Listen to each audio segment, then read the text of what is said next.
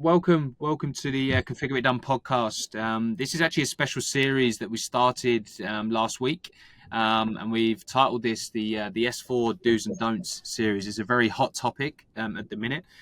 We've actually got a live podcast in the office soon with Bruce McKinnon, which we'll be looking forward to. But Chris, you've invited a brilliant guest with a wealth of knowledge around S4. So yeah. Yeah, so we've got Adrian Fernando today from IXOM. We met Adrian at our SAP Knowledge Share group in Melbourne last July, where we were discussing the do's and don'ts of S4 HANA. And so Adrian's on today to share some of his experience, getting large programs of work approved and how to get the buy-in from the business when putting these approvals together. So thanks for joining us today, Adrian. Thanks for having me. And hopefully I can share some nuggets of wisdom gained over many, many years of doing this sort of stuff. Welcome to the new and improved Configure It Done podcast. The Configure It Done podcast is now a place where we interview senior thought leaders in the SAP space across Australia and New Zealand, and the aim is to tap into their knowledge so we can pass on their insights to the listening SAP community. This podcast is in partnership with the Black Dog Institute, who aim to create a mentally healthier world for everyone. If you wish to donate to the cause, please click the link below. Perfect. Well, if you could, for the listeners that don't know you or haven't come across yourself before, Adrian, if you had to give a short overview of your background yourself, just to introduce yourself to the audience, what would that be? So my career spans over 30 years now. Started in finance, so started in chartered accounting. Got sick of filling in timesheets, and have had a very lucky and diverse career actually. After working in chartered for 8 years, headed over to Japan, started teaching English, and then actually decided I thought I could change the way the place I was working at actually operated and put together a proposal. That was my, foray into strategy work without even knowing it. Sure. Was able to get the approval to put in place what I thought needed to be done. Got that up and running. Put in new systems as we did that as well. So that was, moving from finance into strategy and a little bit dabbling in IT. And then after doing that for 2 years, came back to, that was in Japan, came back to Melbourne, got into mining and held a number of, various roles, but mainly in the commercial space. So looking after growth projects, etc. at Western Mining Corporation. And then probably more through circumstances than anything else, was actually asked to be head of investor relations at Western Mining just prior to BHP coming in and taking us over. Sure. So that was really interesting. I was one of, I think, less than 5 people were kept on out of our corporate office. Stayed on for a little while in Melbourne and then got offered a role over in marketing in BHP in the Netherlands, in The Hague. Went over there as their finance manager for IT. Did that for a year and then was actually appointed vice president of performance and strategy for the marketing organisation. That really gave me a really good insight into how businesses operate, how to optimize parts of the business and how to bring them together.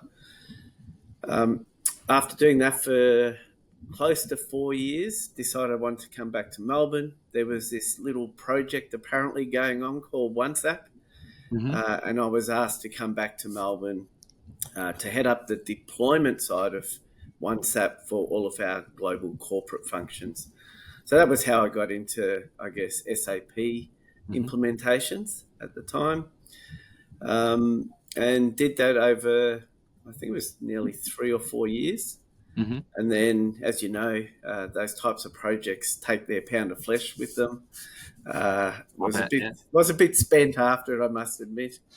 and decided to go and do something different. Did that for a little while, but then got dragged back into sort of the SAP space. Worked at Village Roadshow to implement business intelligence there, which was a really interesting gig because obviously theme parks and cinemas and so on require a lot of data, and they really didn't have visibility of the data that they really needed on a day-to-day basis. So that was another great learning experience for me. And then after that, went into Devondale Murray Goulburn. They were partway through an SAP implementation. The program director decided he wanted to move on. I got brought in, actually changed the deployment approach based on, well, what I thought would work and what wasn't going to work. We delivered that successfully. And then I went out and started my own consulting business. So basically corporate strategy work. Really focusing on how you leverage technology to drive business optimization. So did lots of IT strategies, but also operational technology strategies as well. But basically what that meant was linking corporate strategy with business strategy and IT strategy to get the best outcomes for the business. So I took a really practical approach in that, and that seemed to be well received, and managed to do that for about 6 years. And then I had a meeting with the now CEO of IXOM, who told me about the challenges they were having with their transformation journey. And he convinced me to come across, and I've been there for nearly 12 months now. And obviously one of the big ticket items that we have to transform our business is to move from SAP ECC 6, a very heavily customized environment, across to S4HANA. And there'd be a lot of, and thank you for giving us that overview, Adrian. There's a lot of customers at the minute that are having the same challenges, transformational challenges, and moving to S4. And that's part of the reason why we want to speak to people like yourself with that wealth of experience, and share some of those challenges in the market and share how you could potentially overcome them. So with that S4 topic, that hot topic, what are some of the barriers that you have seen for companies to commit to an S4 program? If you could share some of those, that would be brilliant. No worries. Well, I mean, just looking at, I guess, current state of economies across the globe, and obviously SAP is a global product, so we're no different in Australia. There are a lot of economic headwinds out there at the moment, and what comes with that is uncertainty, and then you add on top of that cost to implement. So the investment required to actually transition onto a new ERP platform is not insignificant. Businesses are finding that they have limited capital available, so there's always that capital allocation exercise that needs to go on. So really, it's with that, plus I think with the new SaaS model for licensing as well, where changes to accounting standards, etc., mean hitting the bottom line rather than capitalizing it as well. All of these factors come into play when thinking about, well, are we going to invest the money now into an ERP solution? So I think there are plenty of barriers to actually getting a business case up around this, and I think really what we need to do is make sure that we understand if there is a burning platform, for starters, and if there's not, how do we create the business case that clearly demonstrates the value that S4HANA can bring, and I think also what are the business outcomes that an S4HANA will deliver as well. Sure. And you mentioned barriers to entry there for S4HANA programs, Adrian. I guess what advice could you share, to customers on how to overcome these barriers to entry? Yes, I think I sort of just touched on one of those topics, and that is to spend the time to really understand what the benefits for the business are. A lot of business cases that I've seen over my time, focus on headcount reduction through efficiency gains, etc., etc. I'm yet to see those types of business cases actually realise the benefits they set out to achieve. And look, there's definitely, depending on where organisations are and where they will be post S4HANA, it's definitely a real thing around driving efficiency gains. However, I don't translate that always to headcount reduction. What I look at when I see efficiency gains, I think of, well, what are people spending their time on? And how can we, I guess, utilise that time to add greater value, right? So it's an elimination of the mundane tasks that these days AI and good solutions, good processes, good reporting can actually achieve with less human effort, and then utilising that extra capacity it creates to actually deliver greater value for the organisation. The other thing is talking about spending time preparing. It is about really understanding that S4HANA isn't just we're moving from one solution to the next. It is a journey. So really plan out what needs to be done pre, during and post an implementation, because it's one thing to say, we can get all these external resources in to deliver these types of projects. The business has to have capacity to actually deliver the outcomes that are required. Yeah. Okay. A lot of the things you were suggesting there, Adrian, it may take a huge change of thinking, because obviously when you go with a business case, wages and staff, they're a huge cost. So eliminating some of them can obviously bring down that expenditure. So a lot of what you're saying around changing or eliminating some of the mundane tasks, that is a huge change of thinking. And I think there's a lot of business cases at the minute that are essentially falling down. But how can you suggest businesses change their thinking so they can get these business cases over the line? Yeah. So look, in a lot of organisations, particularly those, if we're talking the S4HANA space or SAP space, a lot of organisations have been on ECC6 for a very, very long time. More often than not, the people in these organisations have been there for a very, very long time as well. So to me, building that business case is being able to clearly demonstrate what good can look like.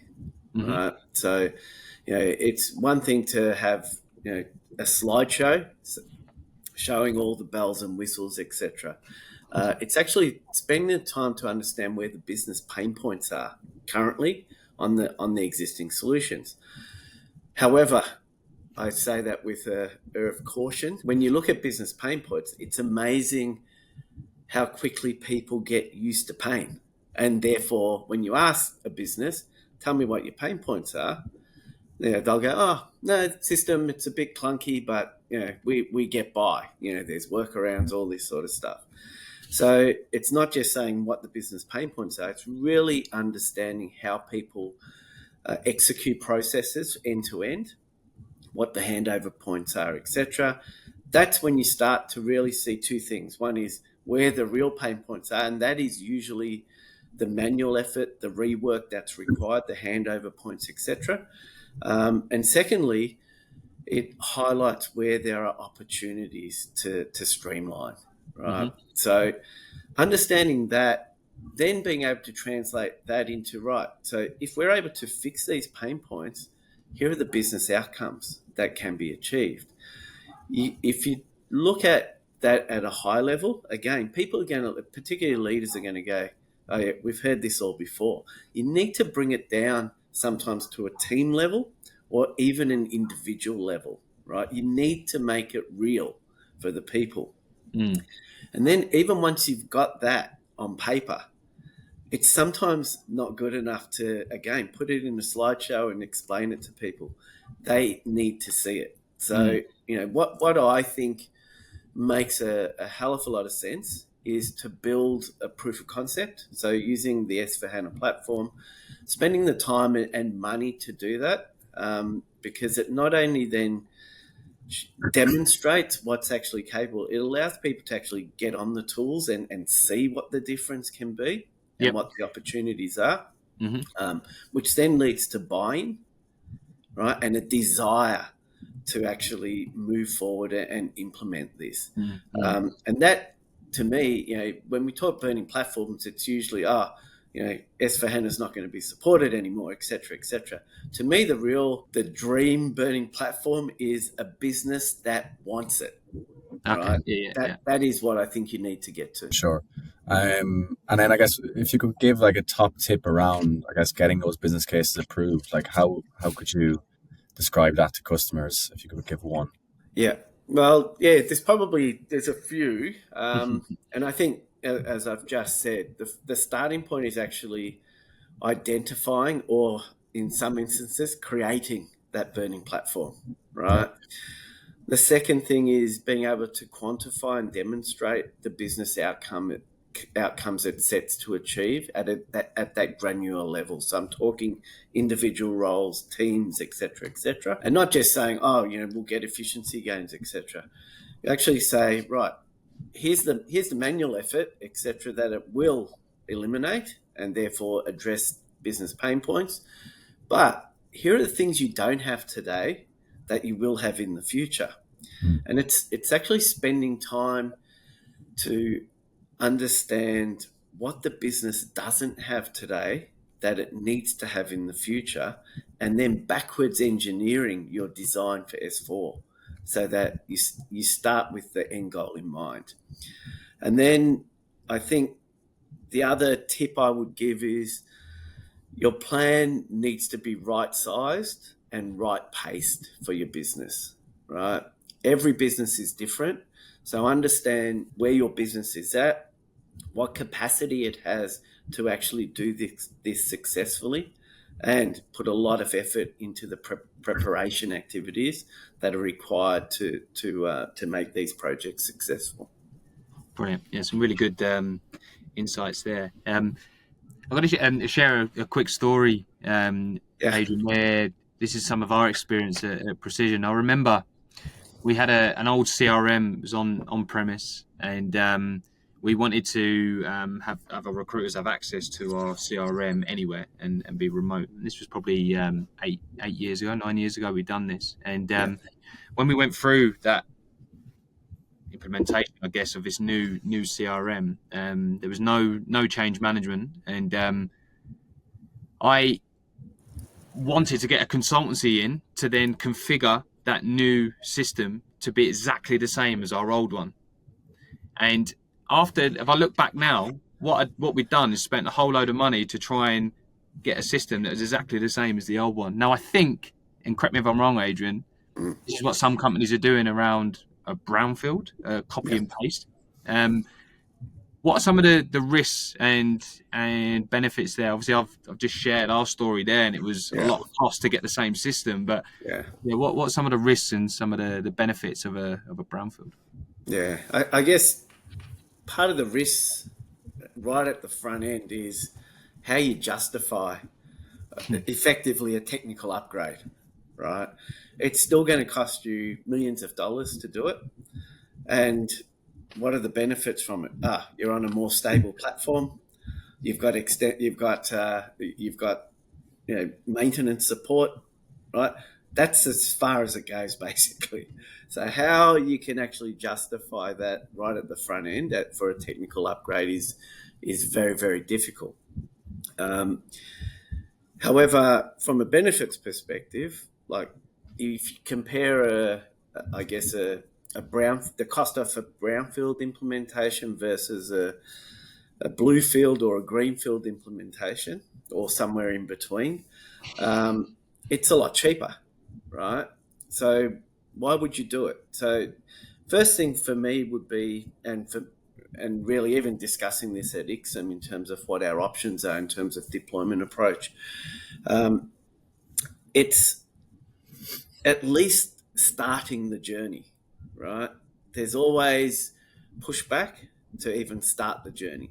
So if you're able to demonstrate, well, let's get on this platform, and being on the platform then gives us an opportunity to get users, used to new interfaces, etc.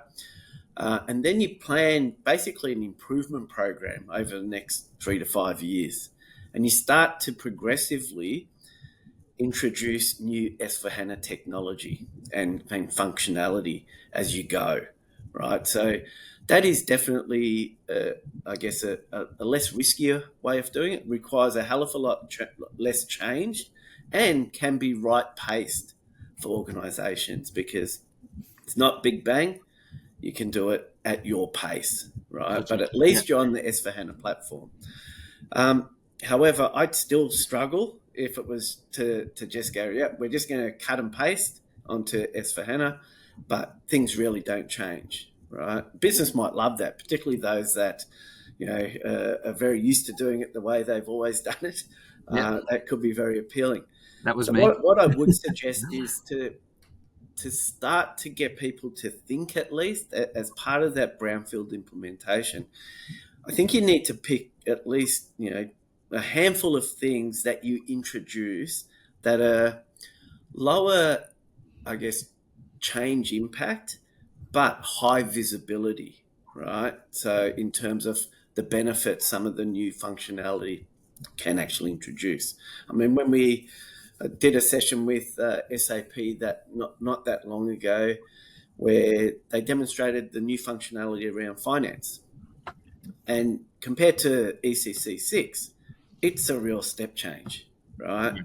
There's certain things we would need to do at IXOM to enable that, i.e. moving from business areas to profit center accounting. Mm-hmm.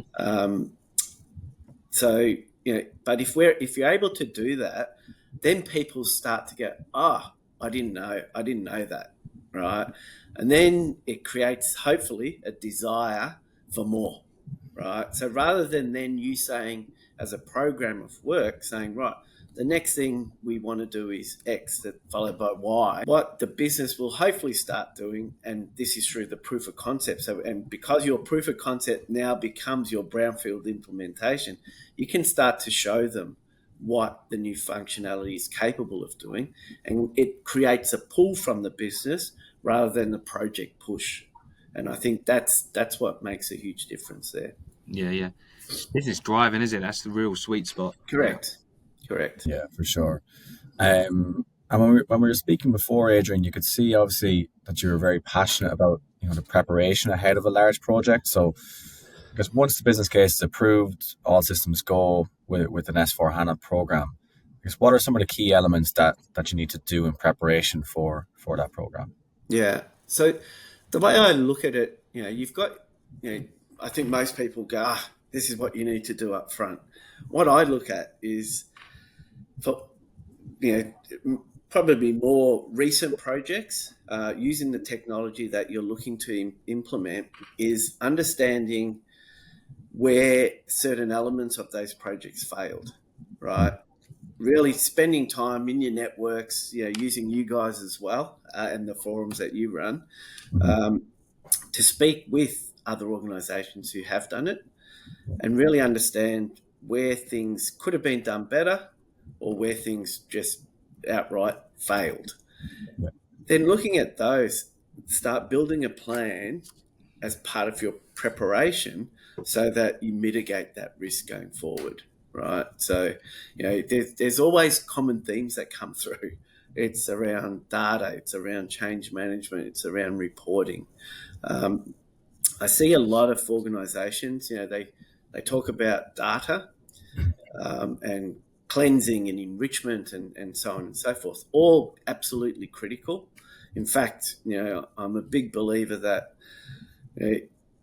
you could spend the greatest amount of money on the the newest and greatest ERP solution, and you will get nothing out of it unless your data is accurate, is in the right hands, and is accessible, right? Yeah. Without that, you may as well stay on spreadsheets, basically, right?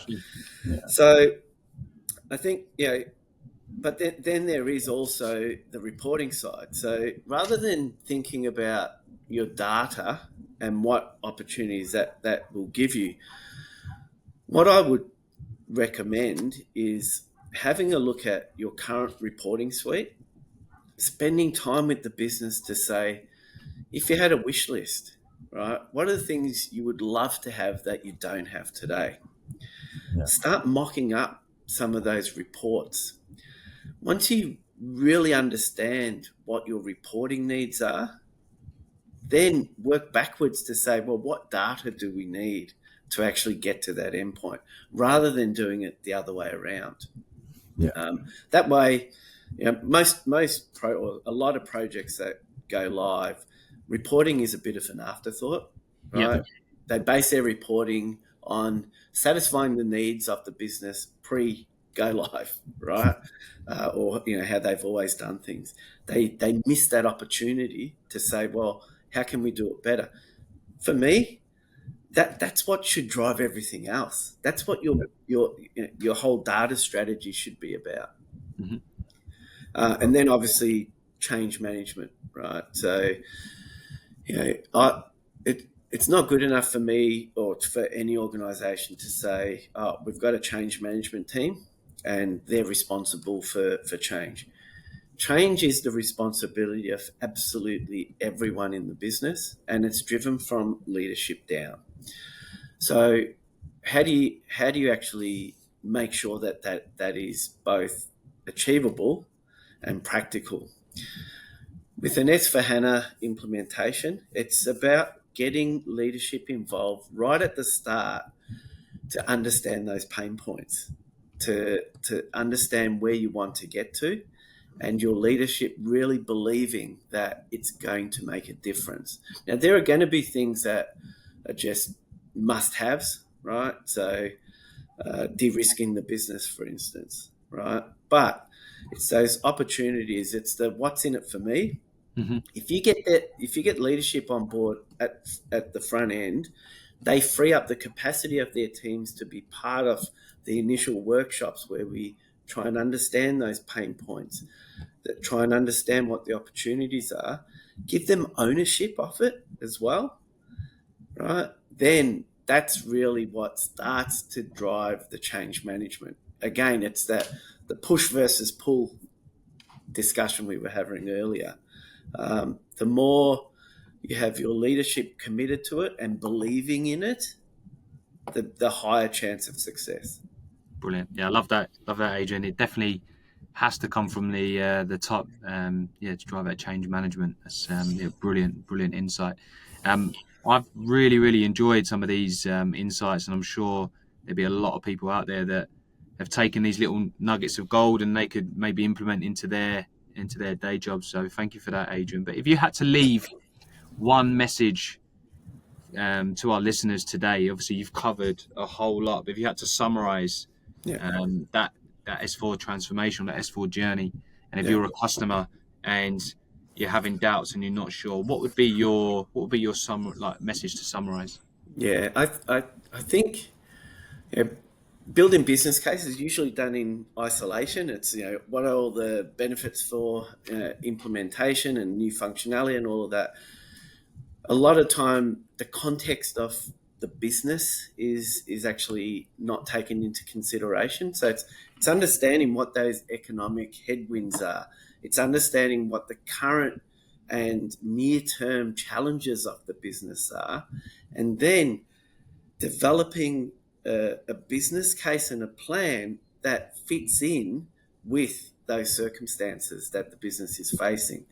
It then shows that you're not only thinking about an ERP implementation as a technical implementation, it's actually showing the business that you understand what they're up against and how the deployment of this will not only help improve and address their pain points, achieve the opportunities that they're missing out on today, but it also is paced so that the business has the capacity and time to actually deliver the project hand in hand with the project team. And that is absolutely critical. So, building business cases in isolation, in a perfect world, you go, yep, here it is. This is why we do it. Off you go. That's not reality. You need to show that you understand the business first. You understand the challenges of the business. Build your business case around that. Pace it right. And then you've got a higher chance of actually getting these things across the line. Brilliant. How good was that? Adrian, thank you so much for today and sharing those insights. I'm sure the listeners will learn a lot. But yeah, like I said, I hope so. Thank you. Thank you for coming on. No problem. Thanks, guys. Have a good day. Please like, share, comment and subscribe to the Configure It Done podcast.